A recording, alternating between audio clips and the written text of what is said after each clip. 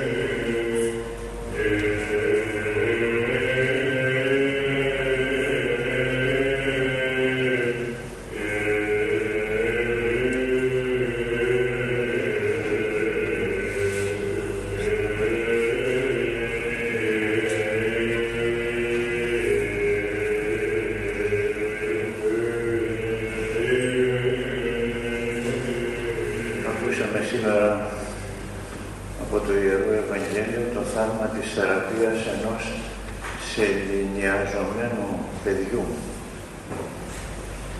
Δεν ξέρω τώρα αν υπάρχουν αυτές οι περιπτώσεις, αλλά στην περίπτωση της περικοπής που ακούσαμε προηγουμένως, είδαμε ότι ένας πατέρας έφερε το ταλαιπωρημένο και εξαθλιωμένο παιδί του στον Κύριο Ιησού Χριστό, που έκαμε θαύματα, και του είπε: Κύριε, ο Υιός μου καπώς δαιμονίζεται. Όταν τον πιάνουν δηλαδή τα πονηρά πνεύματα και φέρεται πολύ άσχημα,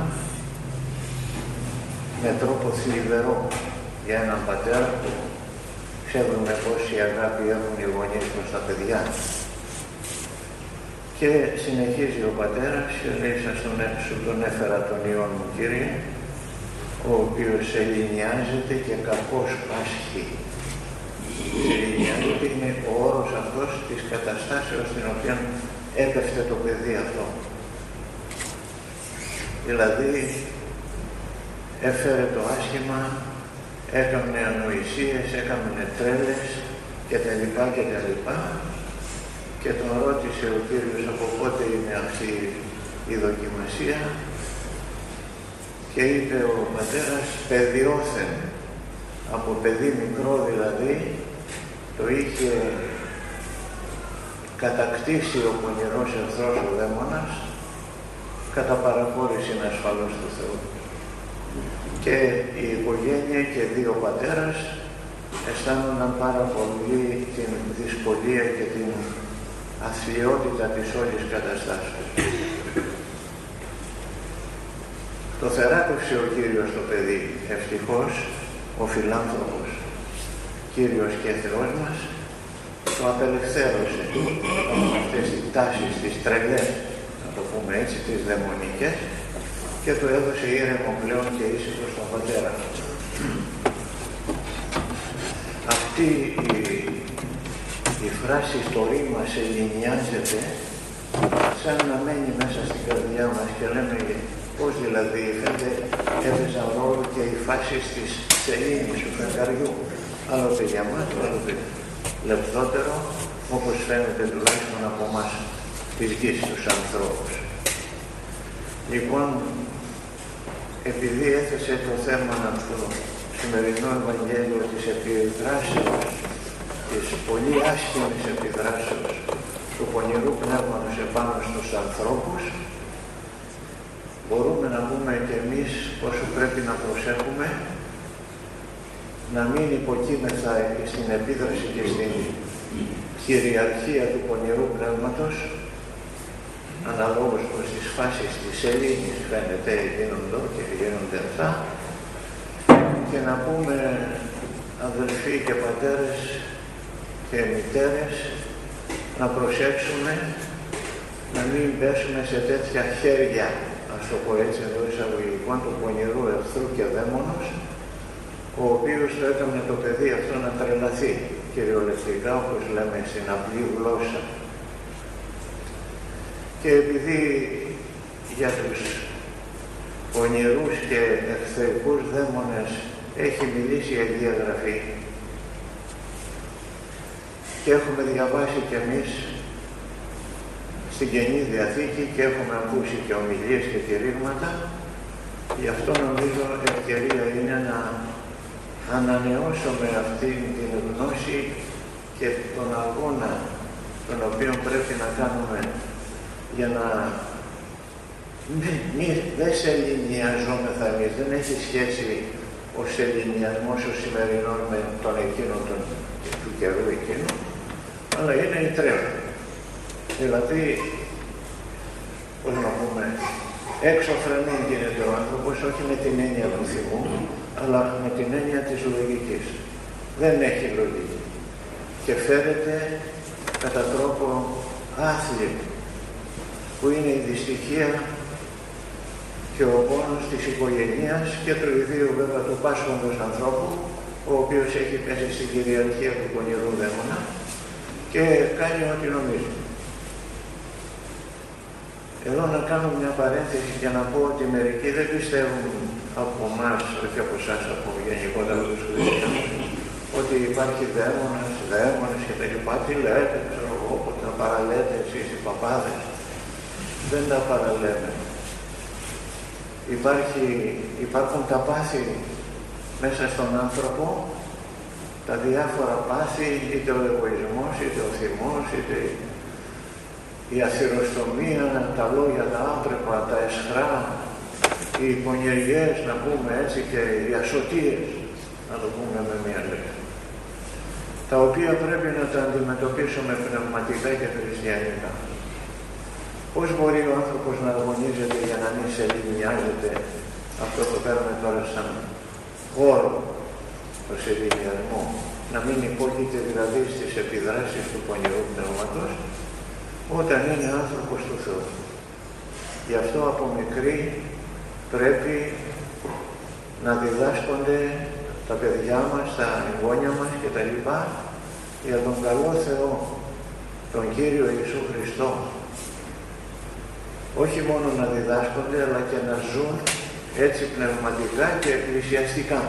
Όπως και η ώρα εμείς εδώ, τώρα, γιατί όταν απαλλαγούμε, ας πούμε, από την επίδραση, την πονηρή και την δαιμονική των εχθρών μας, γινόμαστε αλλομόριστοι.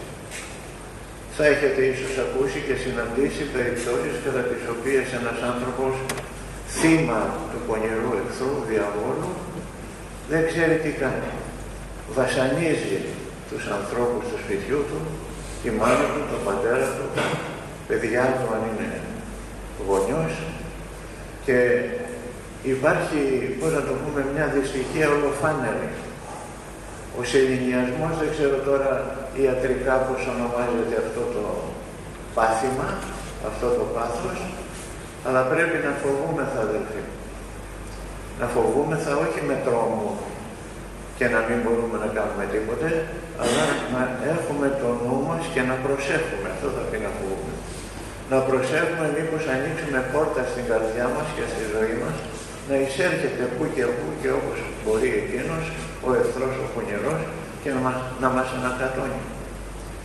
Ίσως θα έχουμε συναντήσει στη ζωή μας ανθρώπους που είναι οι φρένες τους, πώς να πούμε, χαλασμένες στα μυαλά. Έξω φρενών δεν είναι μόνο το πνεύμα της ταραχής, αλλά το να είναι εκτός λογικής, δηλαδή ο άνθρωπος να είναι εκτός λογικής. Και τα θύματα του πονηρού εχθρού, προπαντός μεταξύ των νέων κλπ, είναι πάρα πολλά. Διότι ο νέος, εάν δεν είναι κατηχημένος και διδαγμένος από πλευράς πνευματικής, τότε θα παρασυρθεί και από παρέες κακές, είτε αγόρι είτε κορίτσι, και θα ξεστρατήσουν ολότελα και θα κάνουν τα πάντα αθεόφοβα. Να φυλάξει λοιπόν ο Θεός και να λέμε, μπας και μας επηρεάζει και εμάς και εμένα ο πονηρός εχθρός, χωρίς να το καταλαβαίνουμε, γιατί υποκρίνεται ο διάβολος. Δεν έρχεται με την εμφάνιση την οποία του παρουσιάζουν οι αγιογράφοι σαν ένα σκοτεινό θηρίο, ας πούμε, άγριο και λοιπά, τρελό, αλλά έρχεται και με σύγχρονο τρόπο.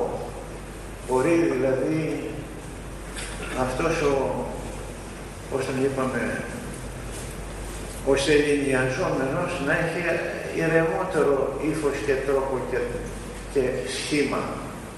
Αλλά η κατάσταση είναι δυστυχία τρομερή. Γι' αυτό, αδελφοί μου, να φοβηθούμε με τον καλό φόβο.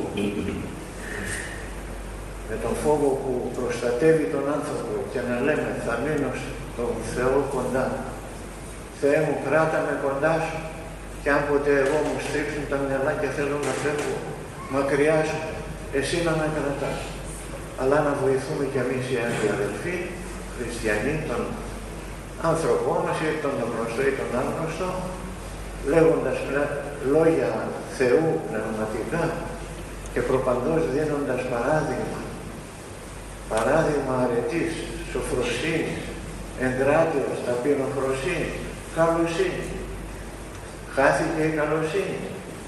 Το λέω για μερικούς οι οποίοι είναι αδριεμένοι και ξέρω κι εγώ, γίνονται έξω φρενών και ανακατώνουν τα πάντα, ανατρέπουν μέσα στο σπίτι έπιπλα και τέτοια και γίνεται μια ζούγκλα η ζωή του ανθρώπου. Όχι λοιπόν αυτή η τάση που έχει σχέση με τον πονηρό εχθρό, αλλά το ταπεινό φρόνημα, η υπακοή στον Χριστό, η αγάπη στους συνανθρώπους μας, ο σεβασμός των νεωτέρων προς τους γονείς και γεροντοτέρους της οικογένειας, προς τους δασκάλους, ούτως ώστε να μην είμαστε σε ελληνιαζόμενοι εντός εισαγωγικών τώρα αυτό με τον, έτσι, με τον προσδιορισμό που είπαμε και κάναμε, αλλά να είμαστε αρνία του Θεού. Δηλαδή, το πίμνιο του Χριστού, το έχετε ακούσει, αποτελείται από ανθρώπους. Δεν είναι πρόβατα, ας πούμε, το πίμνιο, είναι λογικό πίμνιο. Αυτό το λογικό πίμνιο που είστε εσείς και όλοι μας, να μας αξιώσει ο Θεός, να το κρατήσουμε, να ανήκουμε σε αυτό. Η Εκκλησία να είναι η μάνα μας, τα Ιερά Μυστήρια να είναι γνωστά, πως να το πούμε και κοντινά μας. Δεν ξέρω τον χρόνο πόσες φορές εξομολογούμεθα. Εξομολογούμεθα καν. Ή μια φορά πριν από το Πάσχα ή πριν από τα Χριστούγεννα. Η πνευματική ζωή θέλει τροφοδοσία, θέλει ανανέωση. Και να προσέξουμε να μην πέσουμε στην πλάνη του πονηρού εχθρού που λέει άντε άστε την εξομολόγηση τώρα μεθαύριο. Το μεθαύριο μπορεί να κρατήσει και μήνες και χρόνια. Να δώσει ο Θεός και διευκόν του Πατρός εδώ λειτουργού σήμερα, να είμαστε άνθρωποι ταπεινοί, υπάκουοι, στον νόμο του Θεού, εδώ εκκλησιαζόμενοι και σε όποια άλλη ενορία ανήκουμε και εκκλησία, προσευχόμενοι, να υπάρχει χριστιανός ο οποίος να μην προσεύχεται, με 3 σταυρούς βιαστικούς και τσαλακωμένους, πρωί και βράδυ να πέφτει και πρωί να φεύγει και αγριεμένος πολλές φορές. Ο Θεός μας θέλει πρόβατα της λογικής του πίμνης, ανθρώπους αγάπης, ειρήνης, που να βοηθούμε και άλλες ψυχές, αφού θεραπευόμεθα πρώτα εμείς. Και τα Ιερά Μυστήρια της Εκκλησίας μας είναι εκείνα τα οποία μας ενώνουν με τον Χριστό. Ήθε η Χριστό να είναι μαζί μας.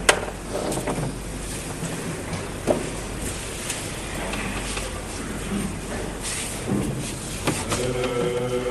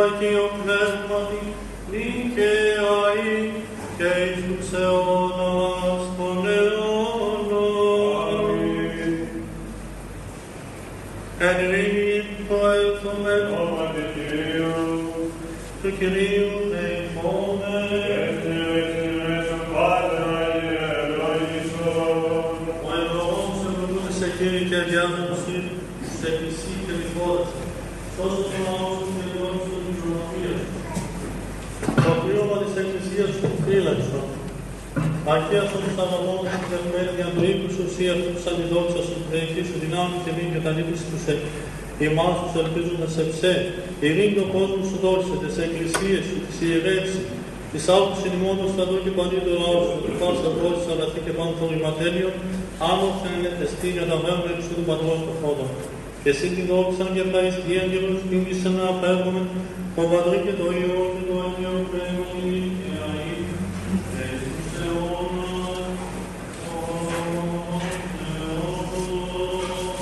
Αμήν.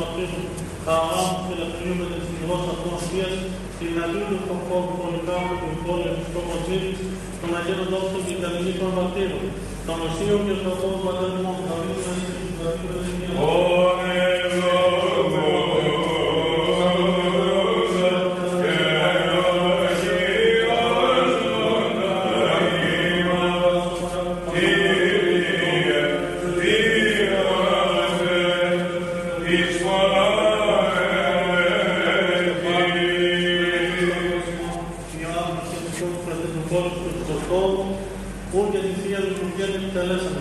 Τον Αγίο και Δικαίω των Καθόλου Αγίου και Άνης, του Αγίου Νότου, Πανεφήμου και Αποστόλου, Μαθία, ούν και την Μήμη Ευκαιρούδη και πάνω των Αγίων Ελέηση και σώσει ημάς, ως αγαθός και μιλάτων. Δύο ανακοινώσεις σας κάνω. Καταρχήν να ευχαριστήσω τον Γεωργή Κάμας και τον Πατέρα Βόλιο, που μας κέρδισε τόσο περίπλοκα το τελευταίο χρήσμα, το οποίο θα τον δυναμώνει και όπως θέλει πάλι να είναι πρόσθετος να έρχεται στις δικάσεις και στην Κοινωνία του Ευρωπαϊκού. Επίσης, το πρόγραμμα της εβδομάδας